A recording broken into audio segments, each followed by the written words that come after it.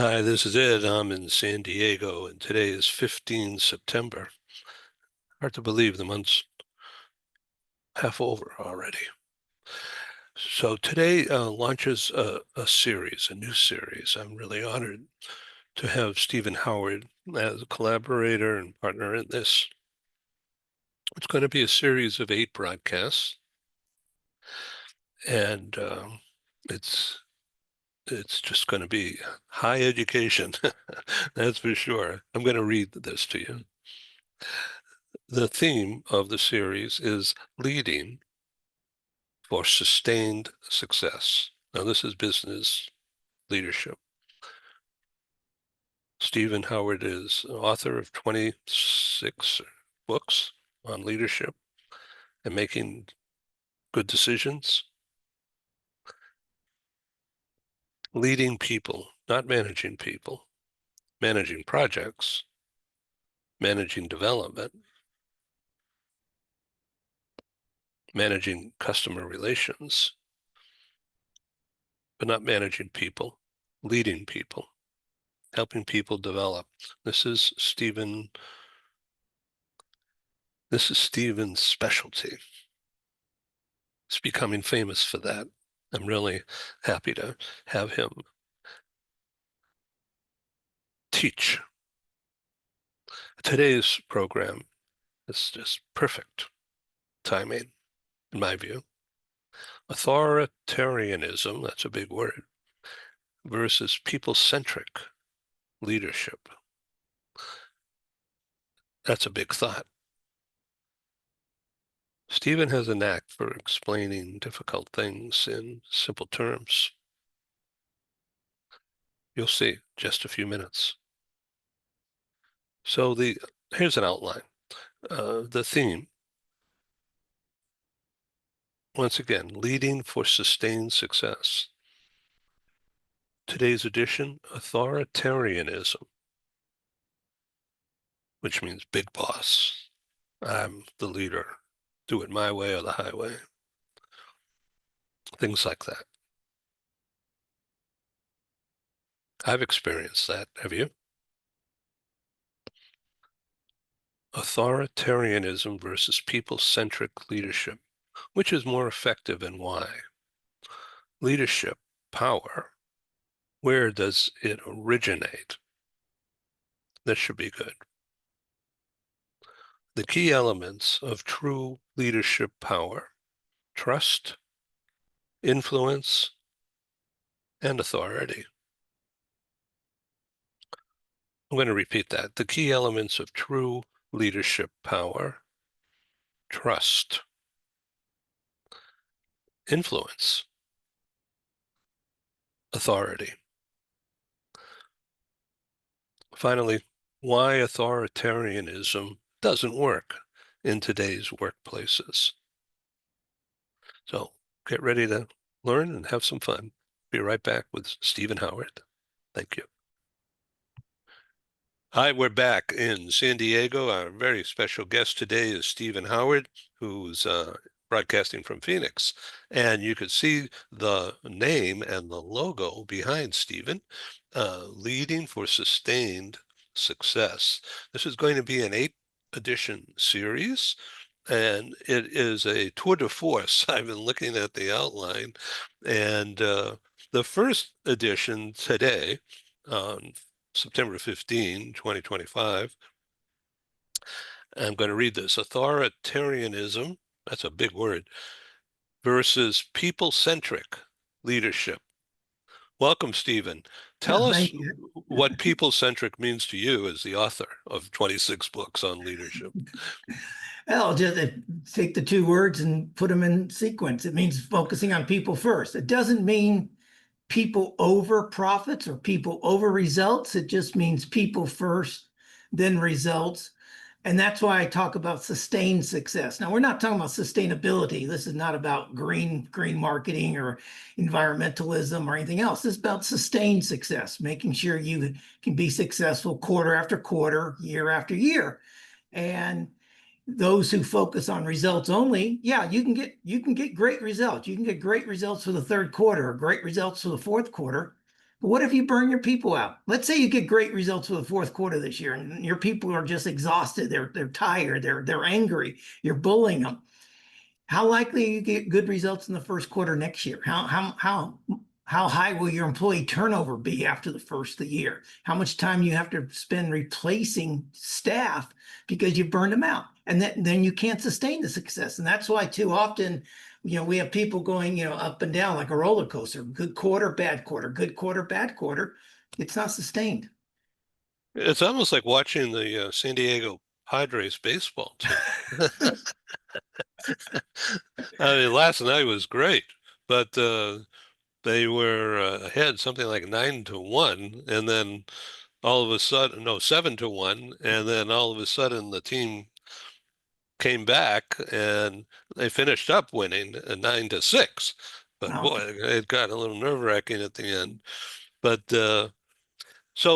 thank you for talking about this. Now, earlier in our relationship on the global TV talk shows, you had stressed so many times that nobody wants to wake up in the morning to be managed. They Yeah. want they want to be influenced. They want to be developed, according to your words. Absolutely. I mean, that's the phrase I often use. And nobody wakes up in the morning and says, I can't wait to be managed by my boss today. And certainly nobody ever wakes up and says, I can't wait to be micromanaged by my boss today. So, people they want to be led. They want to be motivated. They want to be inspired. They want to have input, not necessarily in the decisions, but certainly in how to implement the decisions. So people understand, if you're a middle manager, you understand that, senior executives or the owner of the business, if we're talking small business, they're going to make decisions, but they're going to ask you to implement it. And you want to, as a manager or supervisor, or even as an individual contributor, have some input as to how you implement those decisions, because you understand what's happening at the front line. You understand what's going on with the customers much better than people in the C-suite might understand that. So it's that opportunity to be involved, engaged in the actual implementation, not necessarily in the big decisions, but in the implementation. And that's what people want. And that's a lesson that many companies learned and many companies did not learn coming out of the pandemic. And that's what led to the Great Resignation and Great Resignation 2.0. People just saying, you know what? I don't want to work here. If I have no input, I'd rather go somewhere else. I don't want to commute 45 minutes and work for someone who doesn't listen to me, who doesn't take my ideas, who doesn't get me involved. I'll go someplace else.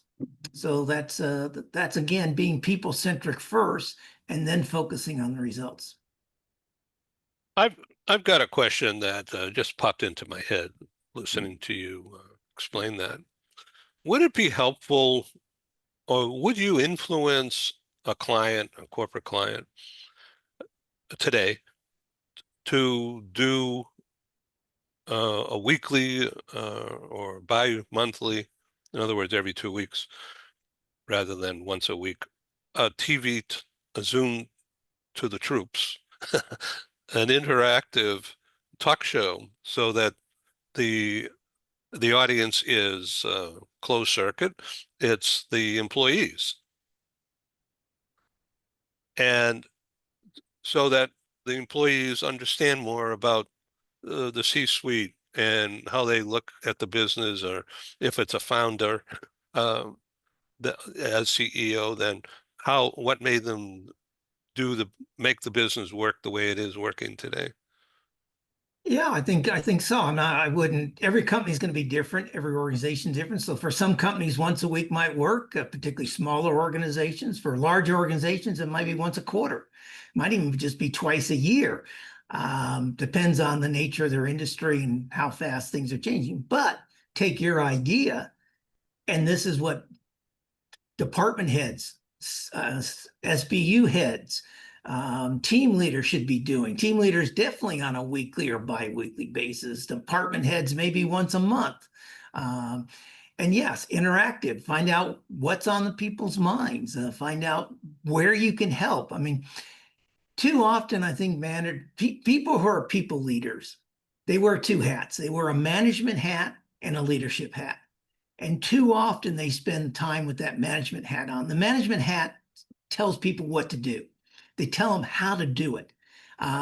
They just tell you, here's the results we want, but without the explanation of why, what's behind it. A leader explains the rationale for why we're doing things, but also solicits ideas about the how. They may say, this is what we need to do, but you tell me how we're going to do this. Let me hear from you how we can, what obstacles do you see that I might not see? I mean, let's take a bank. Regional director, West Coast for a bank has a new policy or new customer service initiative. But the branch managers are the ones who are going to say, this can work. However, we might need to modify this for San Diego, or San Francisco's a bit different. Our audience in San Francisco, we need to change it a little bit. We can't treat every branch exactly the same way. Our customer bases are different. Our branches in Las Vegas gets lots of tourists. Therefore, we have to implement this customer service initiative slightly different than in Riverside, California, where all of our customers are pretty much, live within 10 or 15 miles of the branch. Fascinating. Yeah. Well, thank you for accommodating that off the wall question. I really appreciate it. All right, I'm going back to your outline, uh, and I was looking ahead, not to change the topic at all, but this is all about influencing rather than dictatorial. It is. It is, but it's also more about two-way. I mean, influencing can be manipulative at times, depending on how the person does it. But you can lead through influence. So usually, when we talk about leading with influence, it's often about how to lead your peers, your colleagues over whom you have no authority. They don't report to you. So leading with influence, helps break down the silos between, say, the research and development team and the manufacturing teams. Research and development teams are really good at coming up with new ideas and saying, this is innovative, this is what we should do. And then the manufacturing team say, yeah, we can't do that, or we can't do it at this price. I mean, what you want us to do is impossible. And there's all this conflict.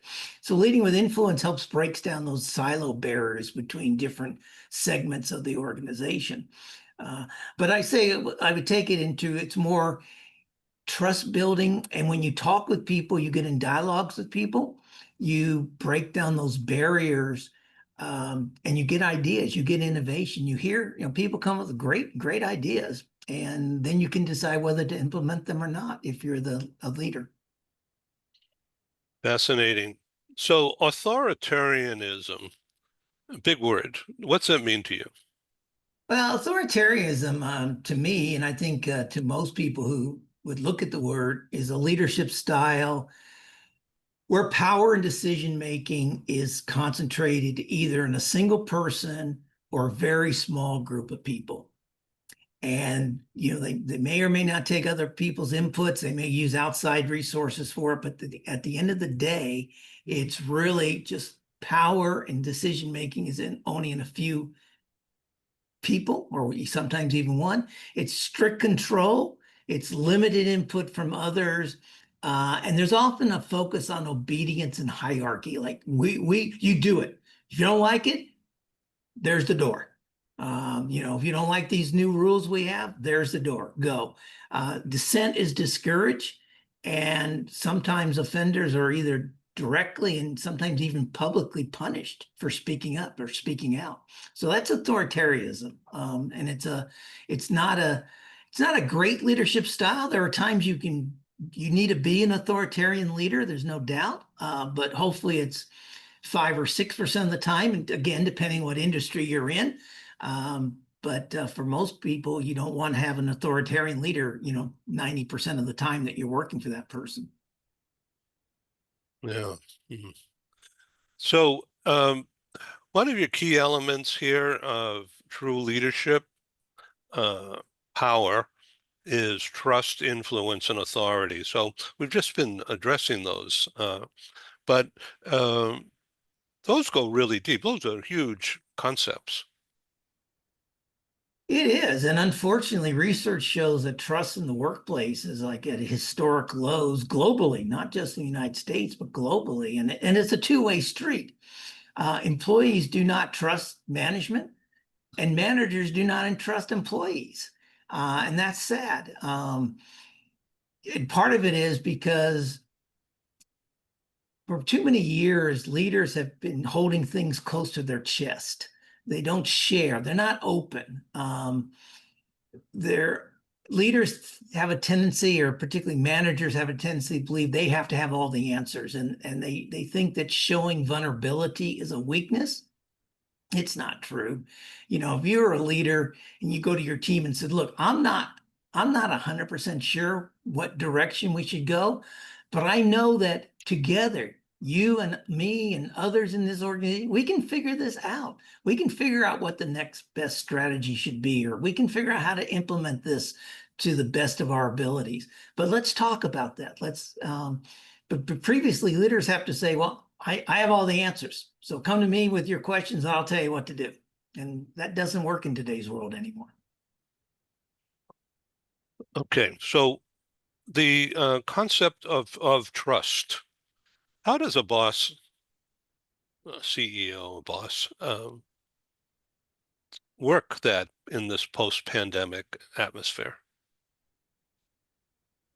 I would say two things are critical now to build trust. One is listening, Hmm. having communications, dialogues that are two-way, not one way, particularly in terms of when you're sharing feedback with another person or sharing change with either an individual or a group of individuals. I think also flexibility is also critical in today's world. People have come to the conclusion during the pandemic that life is not all about work. The Puritanism concept of America, work hard and succeed is, particularly younger generation is saying that doesn't work for me anymore. So here's an example. Here's an example I can give you. When I first worked, my first job out of university, I grew up in Las Vegas. I went to the University of Nevada, Las Vegas. I was hired out of college by Texas Instruments and moved to Dallas. So here's this young, 20-year-old Las Vegas raised kid moving to fairly conservative Dallas, Texas. And I don't know, I've been on the job maybe 6 or 7 months, and I went to my boss and said, hey, boss, I'm going to be, I need to take off. I'm going to leave at 10 o'clock on Thursday. I have a dentist appointment at 10:30. I should be back by noon. Is that okay with you? And he looked at me, shook his head and said, Stephen, your dentist doesn't work on Saturdays? It was like taking an hour off or an hour and a half off to go to the dentist. It was like, you don't do that. This was in the 1980s. You don't do that.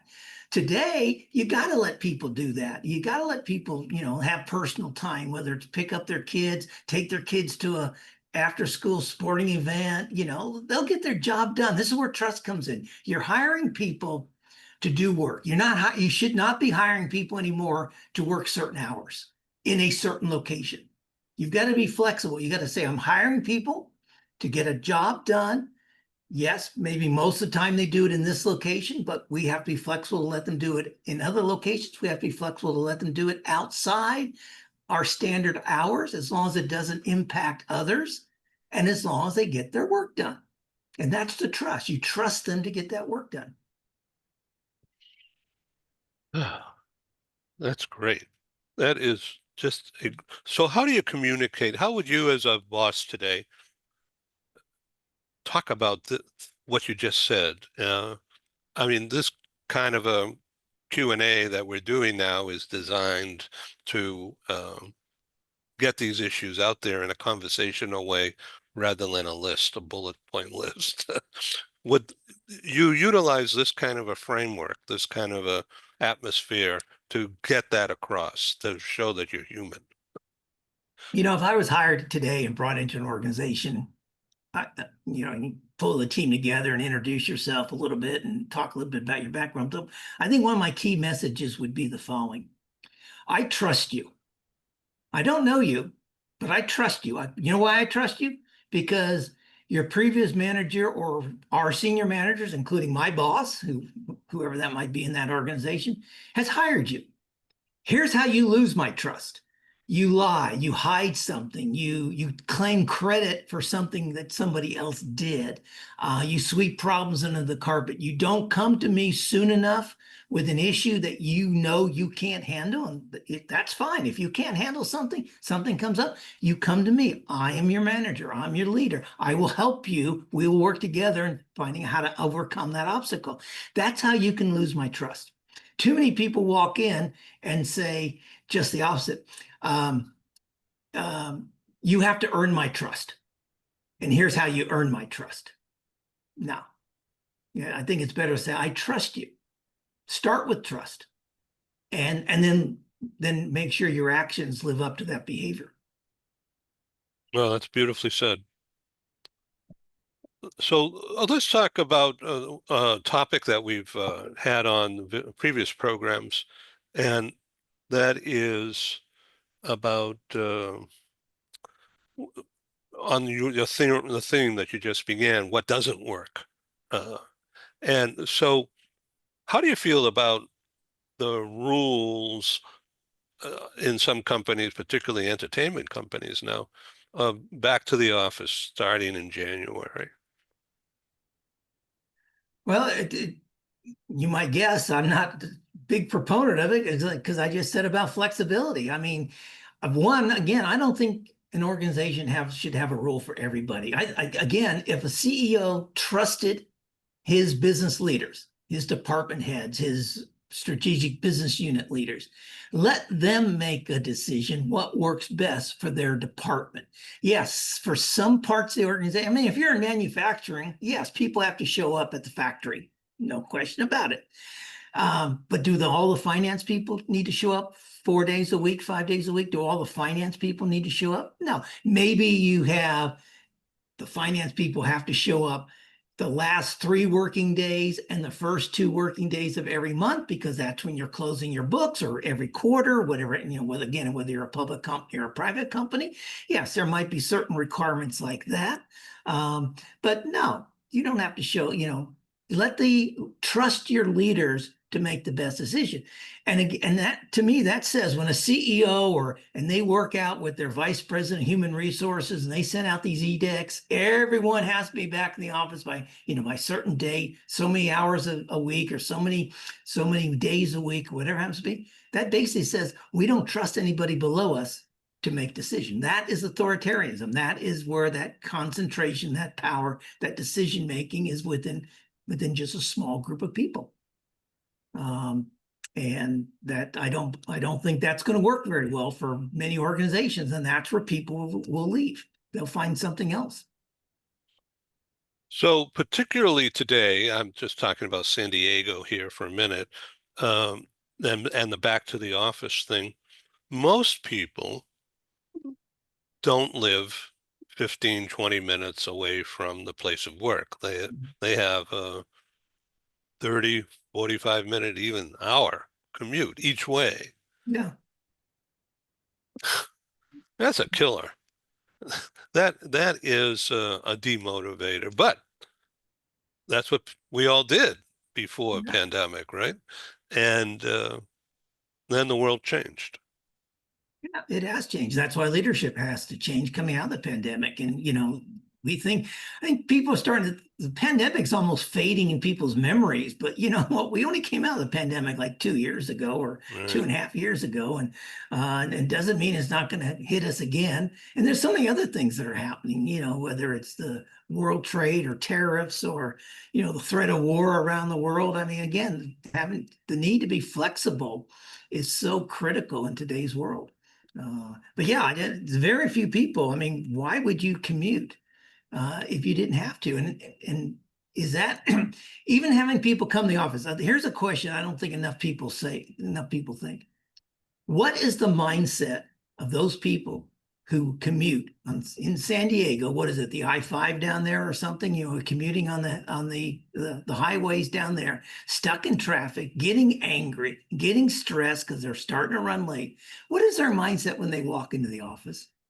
after that 35, 45 minutes. Is that the mindset you want your people to have It's when they not have to, creative. yeah, to Right. make decisions, Mm. to be creative, to be innovative, and this is why people make so many bad decisions. And then then they leave in the afternoon, and unfortunately have that same commute going home, and we're now sending our employees home to take it out on their families because they're stressed and upset and angry about their commute, and they take it out on family, whether that means the silent treatment or whatever it is. We're not teaching people to take care of their mental well-being, and so that's one of the reasons we have so much pain in families these days. One of the many reasons. So this topic can go on, and I welcome you to jump in here with any anecdotes. I'm looking ahead to the next chapter, the next edition, just to give the audience out there a clue, effectively communicating change. And that, I think, is a huge topic. Um, and one of your topics in that, maybe you just give us a preview of coming attractions, understanding and leveraging the buy-in continuum. What does that mean?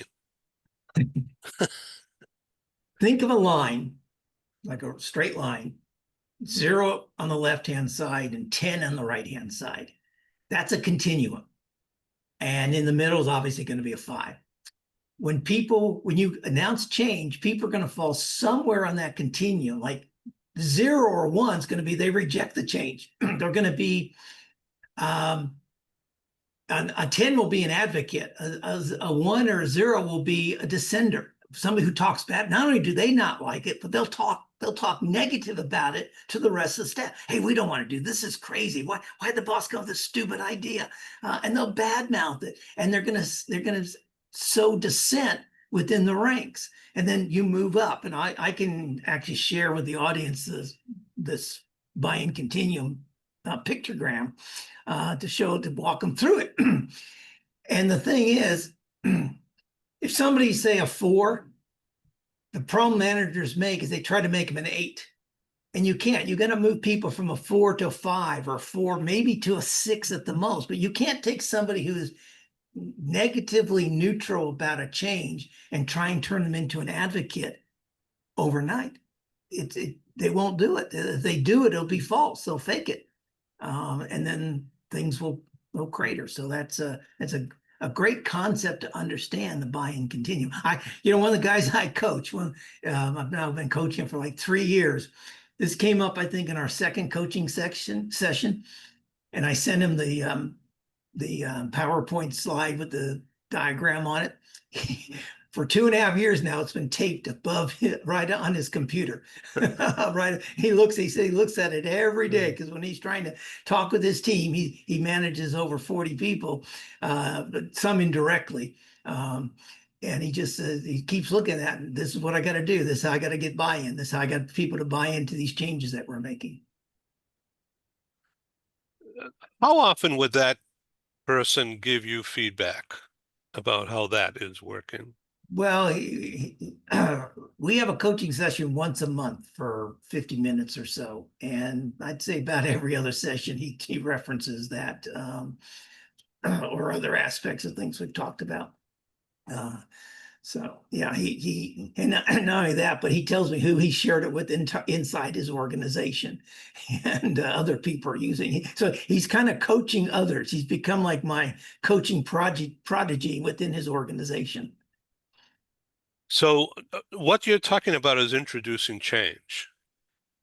It's in, And, yeah, and, and some people don't deal with that yeah. easily. Well, that's one of the myths I like to bust about change. People say people don't like change. If I went to somebody and said, I'm going to give you a $10,000 raise.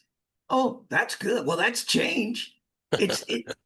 No one dislikes that kind of change. If I tell somebody, you know what, we're going to have a 4-day work week and you're going to get long weekends. Is that okay with you? Oh, no, I don't like that. I want to work 5 days a week. No, people accept that change. So it's the change. People are leery of change, partially because of the way it's communicated, which is why I look forward to having a conversation about that topic with you. It's also because they don't know what's in it for them, and they don't digest it. So I'm gonna give your audience a technique for how to communicate change in a better way that will lead to higher buy-in on the buy-in continuum. I can't wait.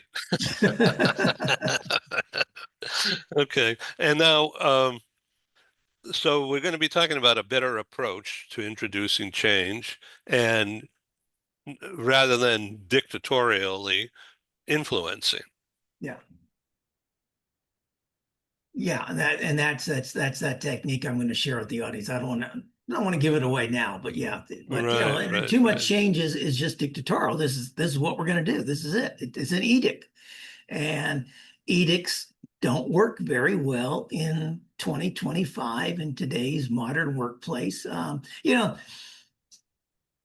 years ago, in many cases, we hired people for their hands, even, clerical staff, secretaries. We weren't asking them to make decisions. We were asking them to do things. We were, 25, oh, I guess maybe 30 years ago, we're asking them to, punch information into a spreadsheet, punch information into a Word document. We weren't asking them to make decisions. Today, we're hiring more and more hiring people for their brains. We're hiring people to think. We're hiring people to um, ideate. We're hiring people to be creative. So giving edicts to people like that is like, well, we're hiring you, and now we're gonna tie your brain up, and you're not going to be allowed to use it. That makes sense to you? Yeah. So let me ask you a question. Does this thing that you're talking about, is it the same in a multinational company? Like we have audience in London, is a huge audience. Mhm. Not so big elsewhere across Europe, but London is huge. It's the same worldwide from my experience. And as you know, I've lived a lot of my life outside the United States, and I still consult with people around the globe. Here's the difference between a multinational company and, let's say, a local business. A local business has 100 employees or 200 employees. When you have 200 employees, 100 employees, these kind of leadership skills need to be everywhere from the top down. When you start having 500, 1,000 employees, these leadership skills, these people-centric leadership skills, are best applied at the managerial, team leadership, first line leader, second line leader areas. You're not going to change the vice presidents of the world, the C-suites of the world necessarily. One, because they're stuck in their ways. Two, they're trying to navigate a huge tanker of an organization, which is hard to steer, and they can't change quickly. But let the people below them, again, it goes back to trust. Let the people below them implement these things at the department level, at the SBU level, or at the geographic level, at the country level, at the Asia Pacific regional level, whatever it happens to be. This is how you'll start seeing greater innovation, greater employee morale, reduced employee turnover, and all the other benefits that comes from being a people-centric leader. Once again, I don't want to steal your thunder, but just to give a taste of like a smorgasbord of what's coming. Okay, but delegation, delegating. You're delegating, well, you can't delegate effectively to people who aren't trained in what you want done. No, that's why part of the delegation process is to make sure they have the right training, the right tools, and maybe even the right mentoring to do so. And that's why sometimes when you delegate, it takes you more time. Delegation, let's first of all define delegation is not assigning work. Delegation is taking a task or responsibility that the leader has and delegating it to someone else. So, and why do you do that? You do that for one of two reasons. You either do it to free up more time for yourself as a leader to work on more value added stuff, or you do it to develop people. Either way, same process. Sometimes you delegate, let's say you're delegating something that you can do quickly because you've been doing it for months or years, it may take you more time the first couple months to handhold the person, to mentor them. But once they can do it themselves, you now free up that time for you to do more value-added work. So I was reading this article yesterday or the day before that was in LinkedIn, I believe, or maybe it was Harvard Business Review. I forget. It was about delegating, and it was a woman who wrote it. I think she was a CEO or a professor at Harvard, maybe both. But she says if you don't have training lessons when you're delegating, in the process of delegating, then you're only delegating, you're only giving away time that you could spend on other things, as you just said. But what about the responsibility that she says it's like babysitting if it's not properly set up. And will backfire. I think so. My attitude, Ed, is that you never delegate responsibility as a leader. You maintain responsibility. Now let me rephrase that. You delegate responsibility, but you maintain accountability. You are still accountable as the leader. They are responsible for completing the task, for getting the job done to an expected standard within a defined timeline. So you are delegating responsibility, but accountability is still yours. And so my analogy is often like, if you're a parent, you're teaching your child to drive. The child's responsible, your teenager's responsible for obeying the traffic laws, but you're sitting next to them. You're accountable. I mean, if they run a stop sign, you're accountable for it. It's your insurance policy. So it takes you more time. If you're teaching your child to drive, for instance, and so, okay, come on, darling, you drive. Let's go to the supermarket, or let's go to Target. And it's going to take them 15 minutes to drive to Target, because they're going to drive slower, hopefully. They're going to be more cautious, hopefully. But you're going to, you could make that same drive in 9 minutes. Well, that's 6 minutes. Yeah, you took longer, but you're teaching that person how to drive the car. That's part of the delegation. So that at some point, in this case, it might be 6 months, a year, whenever they get their license, they can go to Target for you. Darling, would you go to Target and buy this stuff for me? And that has not saved you just a drive time. It saved you your 30 minutes of shopping at Target. So now you saved yourself an hour a year from now. But you had to put the time in up front to delegate, to train, to mentor them on how to drive the automobile. So now they can go do your Target run for you. And that is a perfect way to close this edition of Leading for Sustained Success. And that's Because sustained. what you've just heard from Stephen is the idea of developing your talent to help the ROI of the corporation. And you're not just ordering people to do things, you're developing the talent as part of the company as a learning organization, upskill, reskill. And that's a perfect way to describe that. Thank Thank you, you. Stephen Howard. Thank you very much. Nice talking with you. And your website? Humanyleadership.com. So you can see it on the screen there. Humany is the word I invented, HUMONY. Leadership, all one word. And humany is a word I created, combining human, humanity, and harmony. And we can talk about that in another session. Well, first of all, I got to say, you wrote a book, and it's been winning all these awards and recognition for instituting a mental approach that's new and working. Congratulations. Thank you. Appreciate it. All right, this is Ed signing off from San Diego, and that's Stephen in Phoenix. Thank you again. All the best. See you next edition. I'll be here.